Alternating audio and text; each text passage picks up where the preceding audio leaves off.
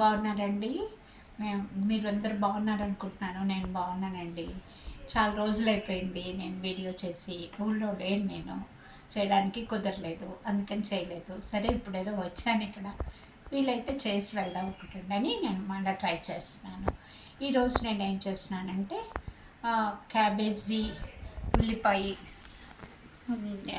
మునగాకు మెయిన్గా మునగాకు వేసేసి పకోడీలాగా చేస్తున్నాను. మునగాకు చాలామంది కొంతమంది తింటారు, కొంతమంది ఇష్టపడరు.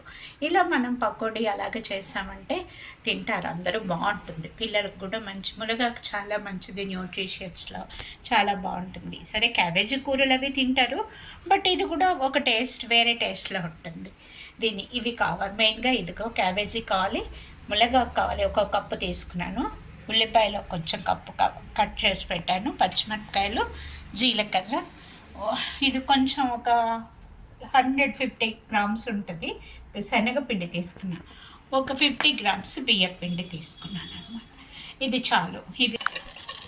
ఇదిగో ఇప్పుడు నేను చూపించాను కదండి, క్యాబేజీ, ఉల్లిపాయలు, మునగాకు, పచ్చిమిరపకాయలు, జీలకర్ర అన్నీ కలిపి ఇందులో వేసేసాను. ఇందులో కొంచెం ఉప్పు కూడా వేసాను. 3 అంతులు సరిపడా వేసేసాను. వేసి ఇవన్నీ బాగా ఇలాగ మిక్స్ చేస్తే మెత్తగా ఇది మనం ఇలా కలిపామనుకోండి నీళ్ళలాగా వస్తుంది. అన్నీ వేరే బాగా చేరుకుంటాయి అన్నమాట. ఈ తర్వాత దీంట్లో మనకి శనగపిండి వేసుకొని బియ్యం పిండిను నీరు కొంచెం కొంచెం పోసుకుంటూ పిండి కలుపుకోవాలన్నమాట. ఇదిగో ఇలా నేను మిక్స్ చేసి పెట్టాను చూసారు. ఇగో కొంచెం నీళ్ళు కూడా వస్తున్నాయి చూసారు. కొంచెం అదిగో డ్రాప్గా నీళ్ళు వస్తున్నాయి. ఈ నీళ్ళతో వీలైనంత వరకు చూద్దాము. చాలదైతే నీళ్ళు వేసుకోవాలి. వేసుకున్నాక మనం ఎంత కావాలో అంత చూసుకుని నీళ్ళు వేసుకుందాం. ఇదిగోండి ఇలా కలిపాను. కొంచెం నీళ్ళు అయితే ఆ నీళ్ళు చాలదు.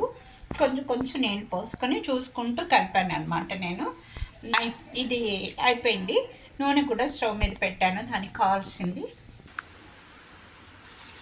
ఇక నూనె కాగిపోయిందండి. ఇదిగో వేస్తున్నాను. మన ఇష్టం, మనం ఏ మోడల్ కావాలంటే అలా వేసుకోవచ్చు.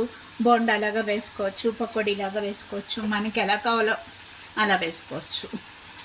నూనెలైనా కదా జాగ్రత్తగా వేసుకోండి నూనెలు వేసేటప్పుడు.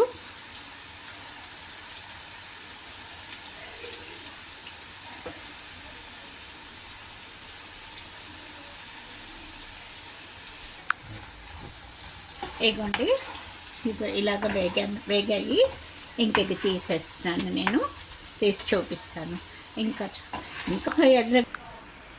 ఇగోండి తీసాను. ఇలాగా బాగున్నాయండి చూడటానికి, తినడానికి కూడా బాగానే ఉండొచ్చు. అంటే ఇదిగోండి అయిపోయినాయండి. ఇదిగో చేశాను, అయిపోయింది. ఇలా క్రిస్పీగా తినేసుకోవచ్చు. కొంచెం ఊరికే సాస్ వేసాను. మీకు నచ్చితే ప్లెయిన్గానే తినచ్చు. యాక్చువల్గా ప్లెయిన్గా బాగుంటుంది.